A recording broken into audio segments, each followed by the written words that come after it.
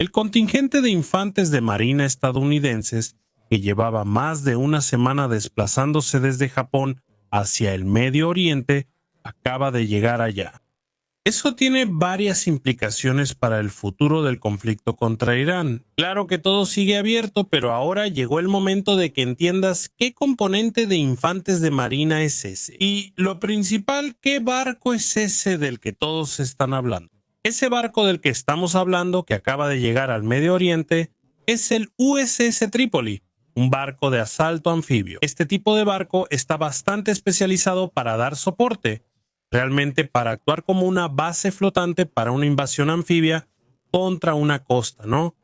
Desconocida, enemiga, extranjera, de fuerzas de los Estados Unidos en este caso. Pero es bueno que ya destaquemos aquí al principio que estos barcos de asalto anfibio son hasta bastante comunes en las mayores armadas del mundo. Los chinos, los rusos, los ingleses, franceses, todos tienen por lo menos uno de estos barcos, incluso la Marina de Brasil. Y básicamente consiste en un barco que se asemeja a un pequeño portaaviones. Tiene una cubierta plana, ¿verdad?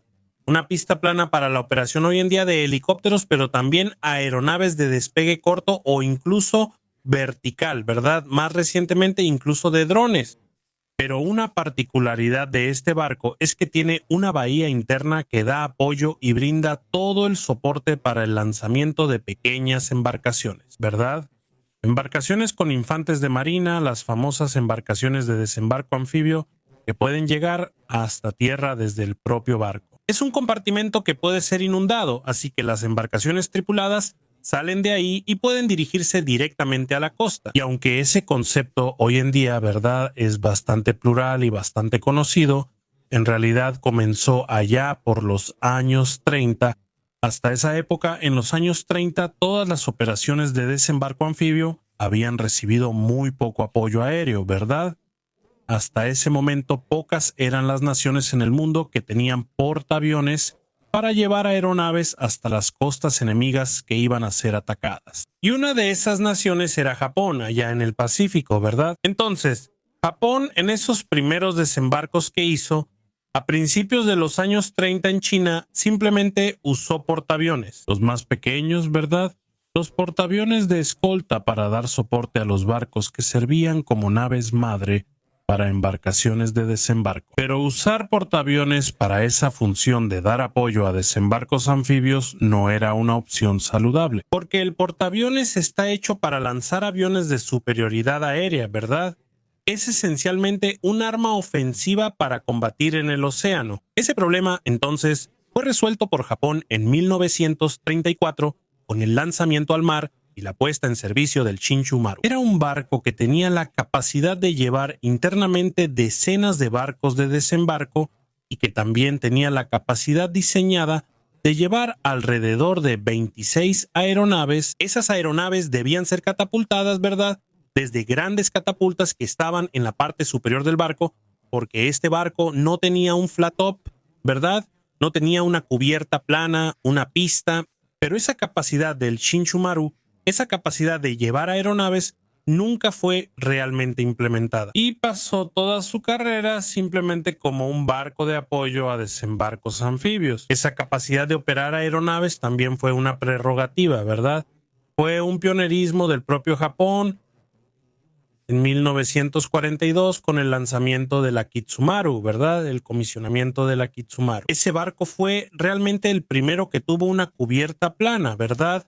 El primero que pudo operar aeronaves oficialmente, dedicado a dar apoyo a operaciones anfibias en costas enemigas, ¿verdad? Y vale la pena decir que durante toda la Segunda Guerra Mundial, Estados Unidos siempre trabajó con buques de apoyo a desembarcos anfibios que no tenían capacidad aérea, ¿verdad? Estados Unidos dependía mucho de portaaviones de escuadra y portaaviones de escolta principalmente para dar apoyo a esas operaciones anfibias. Y recordemos que en esa época, hasta la Segunda Guerra y el inmediato posguerra, los desembarcos anfibios eran operaciones extremadamente complejas de realizar, porque el éxito de esa operación dependía mucho de la geografía de la playa, dependía mucho del clima del momento, de las olas, de la marea, Todo eso influía en las posibilidades de éxito de un desembarco anfibio o no.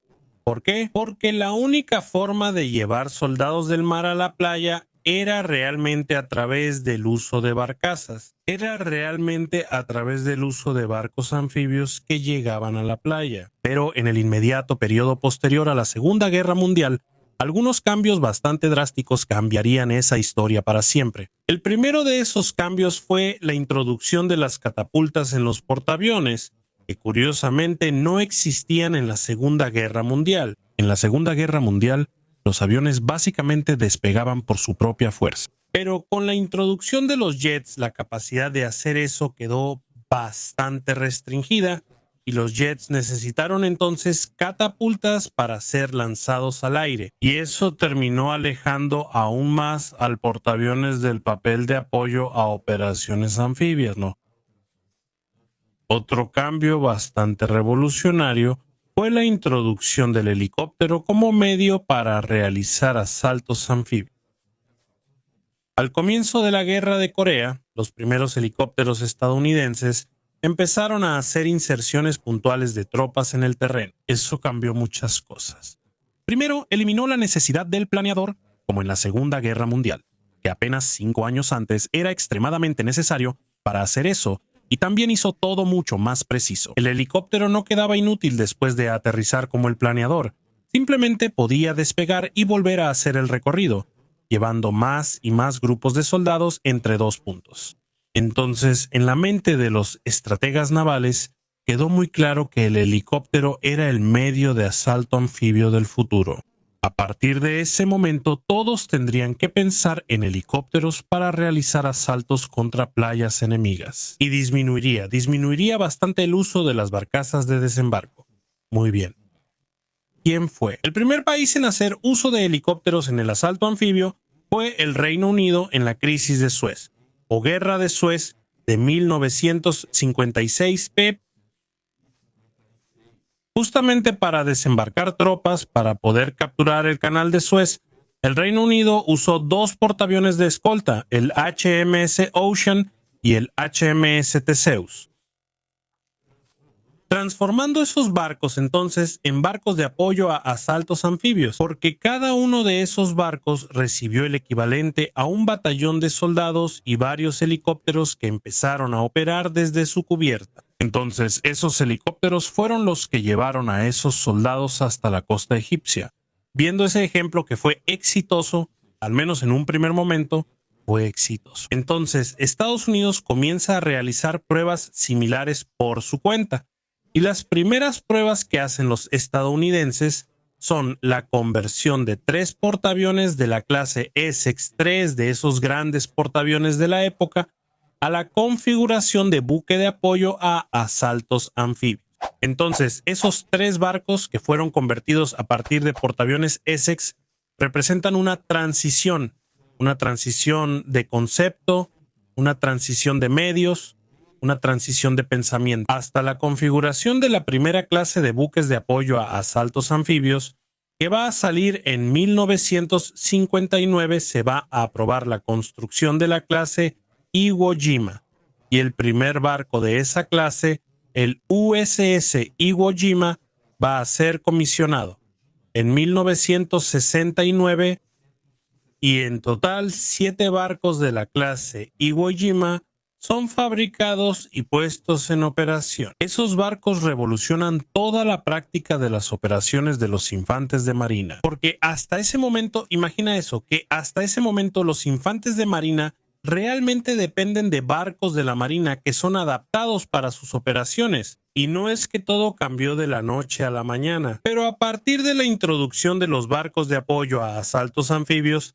los infantes de marina tenían un barco dedicado a su función, ¿verdad? Realmente dedicado, que cumplía ambas funciones de llevar soldados desde el mar hasta la playa. Y también por aire, ¿verdad? A través de helicópteros, proteger a esos soldados o incluso colocarlos en la arena. Vale la pena decir que hasta ese momento, asalto anfibio, de dar protección al desembarco, no solo de desembarcar. Las tropas están bastante limitadas porque solo usan helicópteros. Puedes contar tal vez con helicópteros de ataque, Pero nada mucho mejor que eso hasta la introducción del Harrier Jump Jet en 1969. Algunos otros conceptos de aviones de superioridad aérea, de despegue vertical o despegue corto, ya habían sido probados antes. Pero el Harrier británico fue el primer modelo occidental que realmente logró convertirse en un arma operativa, ¿verdad? Tanto así que los propios infantes de Marina de Estados Unidos adoptaron el Harrier B, ¿verdad? Eso es un caso raro en el esquema defensivo estadounidense, adoptar un modelo extranjero de una función principal como la de dar apoyo a desembarcos anfibios. Entonces, el Harrier se convirtió en una manera para que los infantes de Marina dieran apoyo, ¿no? De protección, de fuego real a sus desembarcos. Así, ellos cierran el ciclo de operación de los buques de asalto anfibio. Los Harriers son conocidos como VTOL o VSTOL. VTOL significa despegue y aterrizaje vertical, es decir, despegue y aterrizaje verticales, y VSTOL es despegue y aterrizaje vertical o corto, o sea, despegue y aterrizaje verticales o cortos, ¿verdad? Porque pues el Harrier podía despegar no solo de manera vertical, lo cual consume mucho combustible, sino también con un despegue corto, con la ayuda de una rampa. Entonces empezamos a ver en algunos buques de asalto anfibio la instalación de una rampa en la proa del barco. Por último, los buques de asalto anfibio empiezan a operar como elemento central de un grupo de ataque expedicionario, ¿verdad? ¿Qué es un grupo de asalto expedicionario o grupo de ataque expedicionario? Ese grupo de asalto expedicionario, centrado en el buque de asalto anfibio, también cuenta con submarinos, destructores y también un crucero. Ese crucero y esos destructores son para protección, o como un paraguas de misiles, ¿verdad? Que hacen la protección del barco principal. Así como también un P-3 Orion, un avión de patrulla marítima, también es añadido a ese grupo de ataque expedicionario. Y la clase Iwo Jima, ¿no es verdad? Los 7 barcos originales es complementada por la clase Tarawa, que añade 5 barcos más al efectivo norteamericano a partir de 1971 y también la más grande de ellas hasta entonces, que es la clase Avispa de 1989, que añade 8 barcos más a ese inventario, ¿verdad? Por último, Estados Unidos realmente hace una apuesta muy grande en 2014 con la nueva clase América, que tiene 11 barcos planeados. Aunque hasta el momento, ¿verdad? Más de 10 años después de la aprobación de la construcción de esa clase, solamente 2 barcos están en operación, el USS América y el USS Trípoli.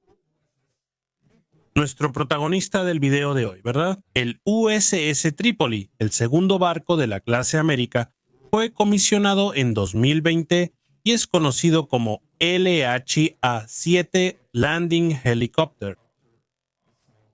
Entonces, ¿cuál es el complemento aéreo, verdad, de este USS Trípoli? El Trípoli lleva cerca de 20 F-35. Los F-35 de los infantes de Marina son justamente los F-35 que tienen capacidad de despegue y aterrizaje vertical. Pero también lleva un complemento de B-22 Osprey, que son esos aviones tipo helicóptero, ¿verdad? Son extremadamente peculiares. Tienen esa capacidad de transformar su vuelo de vertical a horizontal, ¿no? Con 2 grandes rotores y pueden llevar un complemento bastante grande de infantes de marina dentro de su espacio de carga. Por último, también lleva un complemento de helicópteros. Seahawk, que es la versión naval del Black Hawk que todos conocen, ¿no? Por la película Black Hawk Down, uno de los helicópteros más prolíficos de los últimos 40 años. Pero ¿dónde está originalmente atracado este barco? Está atracado allá en Okinawa, en Japón, ¿verdad? De hecho, da apoyo al 31º MEU, ves mucho eso de MEU, ¿no?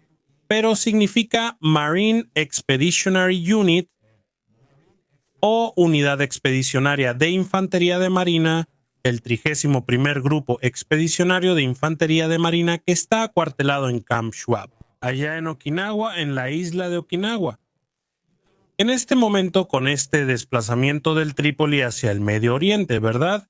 Pasa a formar parte de un grupo anfibio de preparación o grupo de preparación anfibia, en el cual forma parte de una tríada. Es el Trípoli, junto con otros 2 barcos, el San Diego y otro tercer barco que son barcos de atraque. Entonces, a partir de ese momento, Estados Unidos, ahora, en este momento presente, con un grupo expedicionario de infantes de marina, que es el 31º grupo, que está compuesto por aproximadamente 2.200 infantes de marina. Está bien, de ese total de 2.200, cerca de la mitad son infantes de marina de verdad, los que van al ataque. El resto del contingente es tropa de soporte, ¿verdad? Tropa de apoyo, en fin, todos los otros servicios que dan apoyo a la infantería naval, ¿no? Los infantes de marina que van al combate de verdad. Y a partir de ese punto, no, nos quedamos en suspenso porque todavía no existe ninguna intención clara de la Casa Blanca de ordenar que esos infantes de marina ataquen un objetivo A o un objetivo B. ¿Cuáles serían esos objetivos potenciales? Existen dos islas, ¿no? Son dos islas que se están discutiendo bastante en este momento, que son la isla de Kark, ¿verdad? De la que ya hablé en otros videos aquí, pero también la isla de Hormuz. La isla de Hormuz le da el nombre al estrecho de Hormuz. Y vimos que el foco principal de la guerra, ¿no? Cambió desde los primeros días. Allí con el presidente Trump diciendo que quería una rendición incondicional de Irán, ¿verdad? O sea, la caída completa del régimen. Más recientemente, la demanda principal pasó a ser la reapertura del estrecho de Hormuz. O sea, antes de intentar conseguir cualquier cosa referente al cambio de régimen, Estados Unidos ahora tiene que enfocarse en reabrir el estrecho de Hormuz. Ese es el enfoque de Donald Trump en este momento, ¿verdad? Y eso ahí da la indicación.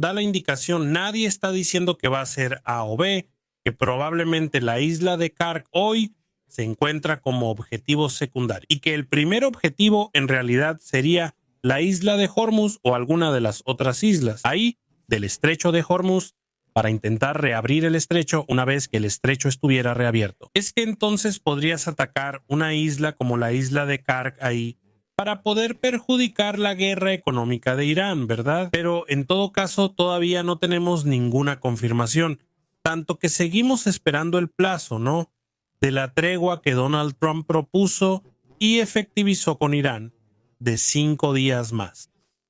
Entonces, todavía no sabemos con certeza cuál es el destino del Trípoli y también de los infantes de marina que lleva a bordo. Y ahora dime, ¿tú ya conocías la historia de los buques de asalto anfibio? ¿Ya sabías de dónde surgieron y cómo funcionan? Hoy, ¿crees que estos infantes de marina realmente serán usados en operaciones anfibias contra Irán?